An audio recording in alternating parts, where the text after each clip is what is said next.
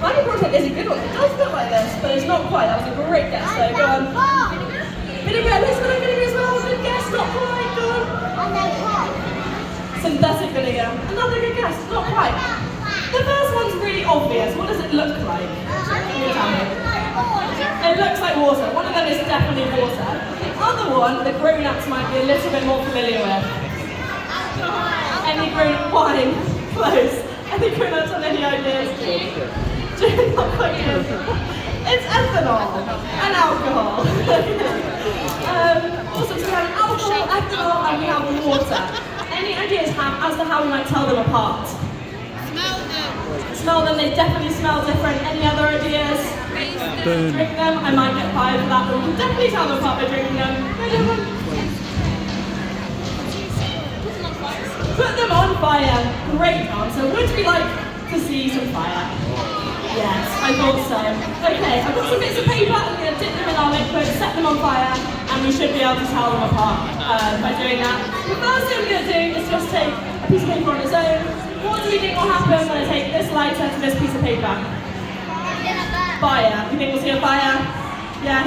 Do we want to see a fire? Yes. Okay, let's give it a go. 3, 2, 1. Okay, definitely a fire. Whoa! Can anyone tell me what we're seeing there? What kind of colours are we seeing? Can you shout them out? Orange, yeah. Red, orange, red, yeah. What is that?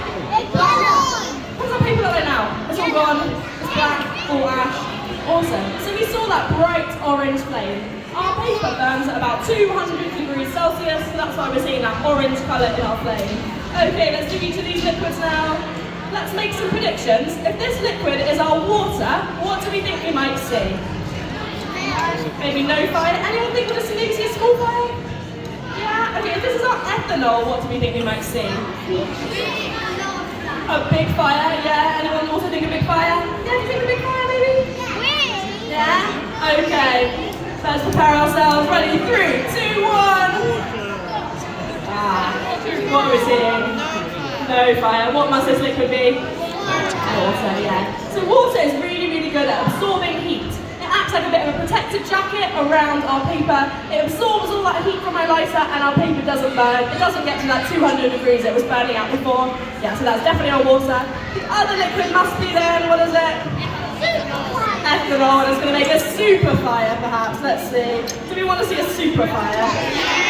Goodness, okay. I'm promising a lot here. Let's really dip it in our ethanol. Okay. Ready? 3, 2, 1. Whoa! That was pretty good. We've even got super fire down there. Okay. Did we see any new colours there? What did we see? We saw blue, yeah. So a bit of purple, yeah. Our ethanol burns at 2,000 degrees. So a lot hotter than just our paper on its own.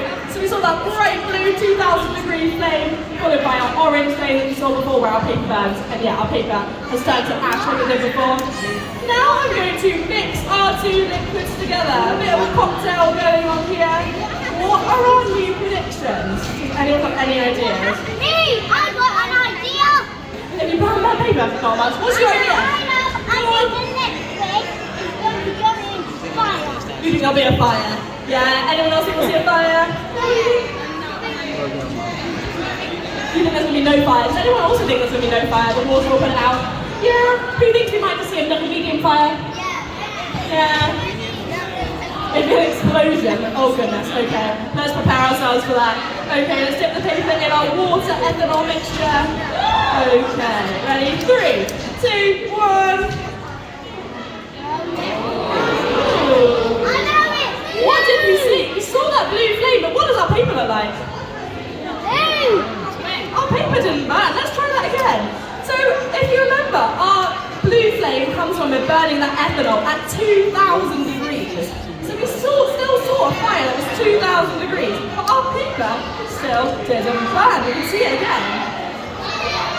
So even though all that ethanol was burning, that water is still working really, really well to absorb all that heat and keep our paper nice and safe. Okay, that is our non-burning paper. Those were our hot things. Let's move on to some really, really cold things. And for that, we have something called dry ice. Has anyone heard of dry ice before? Yeah, me, I've got dry ice from polar bears. Ice from polar bears. Does anyone want to tell me what dry ice is made out of? Go on, right in front. Ice is made out of Ice, yeah, it's a frozen gas. Does anyone know what gas? Go on. I'm gonna It's take. carbon dioxide. I'll say they're cold. Definitely cold. So carbon dioxide is the gas that we breathe out. So usually it's a gas, but we have made it really, really cold and turned it into a frozen solid called dry ice. So this is negative 78.5 degrees Celsius. So it's really, it would give you a cold burn, exactly. It's really, really cold. We don't want to be touching this stuff. But our frozen dry ice, our frozen solid, is changing very slowly into a gas. This is a very special kind of ice, and it doesn't melt. It doesn't turn into a liquid. It skips straight from this solid into the gas stage, and this is called sublimation. Can we all say sublimation? Very nice.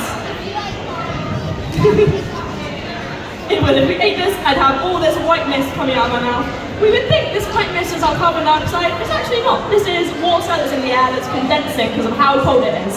But our carbon dioxide gas is being produced quite slowly, but it's being produced, it's subliming, and this carbon dioxide gas is really, really heavy. So I'm going to do a few things to prove that carbon dioxide is being produced and that it's really, really heavy. So we're going to scoop a few of these things of dry ice into this box, and it's going to be forming a really heavy layer of carbon dioxide gas sitting at the bottom of this box. Once again, it's invisible, so we won't be able to see it. So we're going to do a few things to prove that it is there. The first thing, you guessed it, is some bubbles. I want you to tell me what happens to the bubbles that land inside of the box. What is happening to those bubbles inside of the box? They are floating, exactly. So our bubbles are filled with air. And like I said, our air is lighter than our carbon dioxide, so they're going to be sitting, they're going to be bouncing on that really, really heavy layer inside of the box. The second thing I can do is take a tiny bit more fire. Before I do anything with this flame, can anyone tell me any of the 3 things that we always need to have in order to have a fire? Go on, do you know? For a fire pan, I know, I think it's a fire pan. Triangle for sure, go on. You need oxygen, very nice. Anyone know the other ones? Come on. Something to burn, yeah. Fuel source and my wax. And the final thing, sticks, yeah, that's a fuel source, that's a good one too. Do you have one? Wood, something to burn. Yeah, go on, last one. Heat time, heat source. So I've given my heat source to my fuel in that candle, and our fire is burning. Watch what happens as I move the candle inside of the box. And then you want to see what happens. Let's see it, let's do it here. Ready? What happened? It disappeared. Our fire went out. Does anyone have any ideas as to why our fire went out? What is missing from our fire triangle? You can shout out in it. Heat. Oxygen. Very nice. Our carbon dioxide gas is so heavy that it pushes all of that oxygen out of the way. Because it's so heavy, I can do one final thing. It's going to look a bit silly because remember, like I said, carbon dioxide is invisible. But I can actually scoop up that carbon dioxide gas into this little beaker. I should be able to pour it in. Let's try it one more time. Scoop it up with this little beaker. And pour it over our flame. I don't think I can. Okay, so we talked about that sublimation. It's happening quite slowly inside the box. That's because it's surrounded by air, and air is a really good insulator. What I can do is put it into something that's a slightly better conductor, and we're going to see that sublimation happening a lot more quickly. So I got some hot water into this bowl. There we go. I'm going to pour our dry ice in, and things should be happening a lot more quickly. There we go. Whoa. Okay, really quickly. So all that gas is being produced, and gas has lots and lots of energy, so it's rushing around. What I'm going to try and do is trap it inside of a bubble. So no blowing, let's try and trap it inside this bubble. So there we go. Whoa, let's try one more time. Let's see. Yay! Whoa! If I'm really lucky, I might be able to make a bubble volcano. So no more blowing, no more blowing. There we go. Oh no. 4th time lucky, otherwise I've got a backup bubble volcano, don't you worry. There we go. Bubbles, bubbles, bubbles, quickly. Oh, would we like to see the backup bubble volcano? Yeah. Oh, blue roll, no we don't, that's okay. Let's make a backup of a volcano. Here we go. Oh, picture box. Oh my goodness, massive bubble volcano. So this is filled with some more bubble mix. Do we want to see a bubble eruption? Yeah! Okay, put some dry ice in. One scoop. Oh, another scoop. There we go. Wow. So our dry ice has lots and lots of energy on carbon dioxide. It's spinning up all those bubbles and we got a massive bubble eruption. It's going slow. Oh no, no. That's okay. Let's put it in the sink behind me, then I don't have to clean up. There we go. Okay, let's continue rolling over there. Would we like to see something that is even colder than our dry ice? Yeah. Can anyone remind me how cold we said our dry ice was? Oh, it's negative 78.5 degrees Celsius. This thing that I'm about to show you is negative 196 degrees Celsius. So it's really, really cold. There's something called liquid nitrogen. Does anyone know where we usually find nitrogen? Where do we find it? You know? In the air all around us. So most of the air around us is actually made of nitrogen gas. And what we have done is we've taken that gas and we've made it really, really cold all the way down to negative 196 and turned it into a liquid. Now because this liquid is so cold, unlike before where we were grabbing at all that mist, we all want to take our hands back off the bench. No hands on the bench, no grabbing. And I'm also going to put up the shields. Just so we stay nice and safe. Cool. Whoa. So because this liquid nitrogen is so cold, it actually looks like it boils at room temperature. That's because it does. When it hits our really warm room, it turns straight back into a gas. And what I'm going to do is pour some of it into this container, and we're going to get to see it boiling. It's going to look a bit like your kettle at home. Let's put it out here and pour a little bit into here. There we go. You can see more of that white mist. That's once again because of how cold our liquid nitrogen is. And we should be able to see it boiling away at the bottom of this container. Can we all see it boiling away at the bottom? Can we all see it boiling away? Yeah. You definitely don't want to touch it. It's really, really cold. We're going to see. It's really, really cold. You can't do it.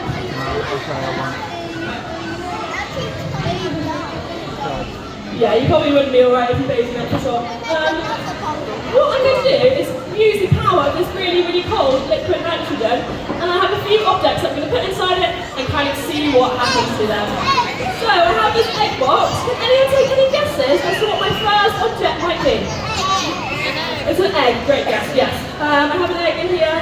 This egg has a face on it. Does anyone want to give an egg a name? Go on, give me some choices. Eggwood. I like eggwood. That's good. Some egg puns. I've also got egg shearing in here.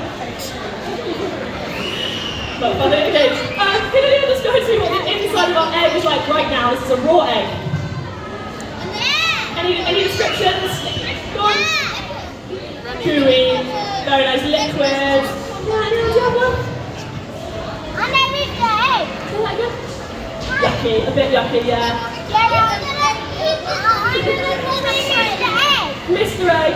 Okay, so it's gooey, runny, liquidy. We're going to put inside our liquid nitrogen and see what happens to him. Okay, he's going nice in my hand. Is this? What is this? It's a bouncy ball. Any descriptions for our bouncy ball? Fun. Sparkly, bouncy, any others? Fun, definitely fun. Do you have one? Glittery, yeah, do you have one? I know it's rubbery. It's going to go in a second. Do you have any other ones over there? Rubbery, squishy, okay. So we're going to put our bouncy ball into there and check back in with it in a second. Okay, the third item I have is this here. What is this? A gummy worm. Once again, any descriptions for our gummy worm? Come on. Sweet, yummy. Do you have one? Gooey, yeah, a bit gooey. Do you have one? Coffee sticky, do you have a word? I know. Sticky jelly, gummy, say again. Yeah, so all of those things. It's squiggly, it's squishy, it's gummy, it's yummy. Okay, so let's put it inside of this. This is only going to take 10 seconds, so let's count all together. Ready? 10, 9, 8, 7, 6, 5, 4, 3, 2, 1.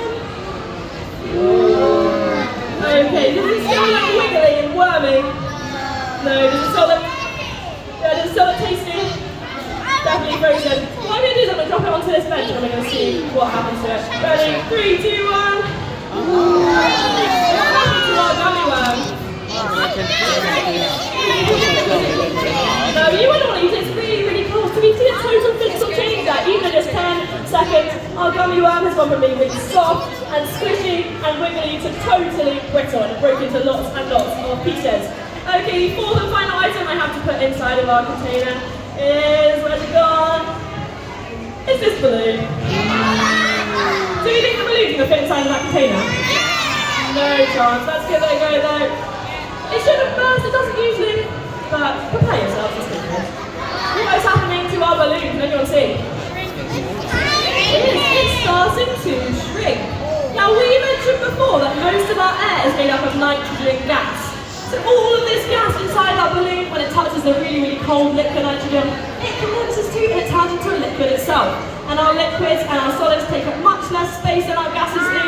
So our balloon is starting to fit inside of this container. Did we believe that our balloon was going to fit inside of it?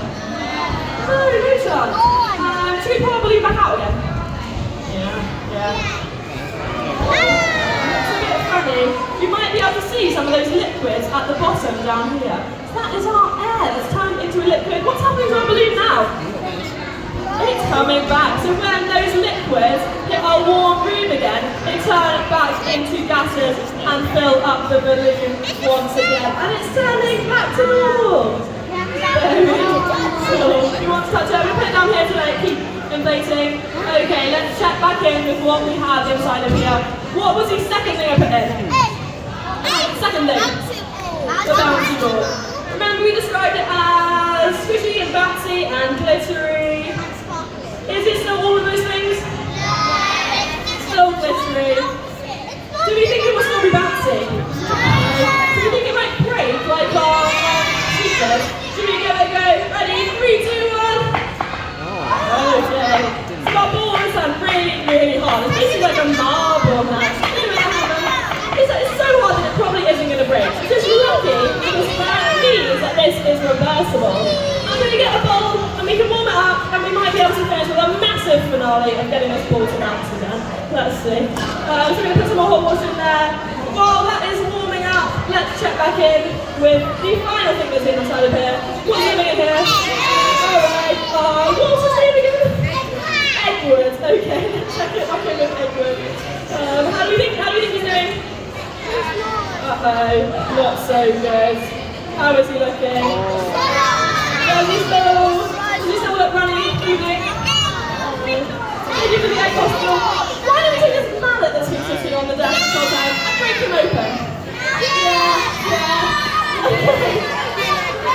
So, it's all for science, you won't mind. We're going to wrap his head up into blue rolls so I don't get egg flying all over me, and let's give him a good wipe. Everyone say goodbye to Edward.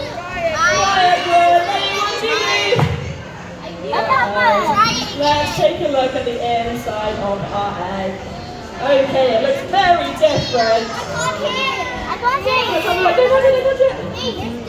See our egg over here. Squishing, that's not liquid, is it? That's not Okay, what does our egg look like now? You're right, it almost looks boiled, doesn't it? It looks cooked. Do we think our egg is cooked? No. What means you cook an egg is denature the proteins. We haven't done that, so this egg is definitely not cooked. That means if we left it long enough, it would turn back into that gross, runny egg. It's kind of the opposite of cooked, yeah. But it does look like it. It's definitely not runny. It's definitely not see-through anymore. Okay, so that is our egg. Let's finish with this bouncy ball. Do you think it might bounce again? Yeah. Okay, I know this is not the most exciting end to a show, but we're going to pretend that we're really, really excited by this. So can we have a countdown, please? Ready? 3, 2,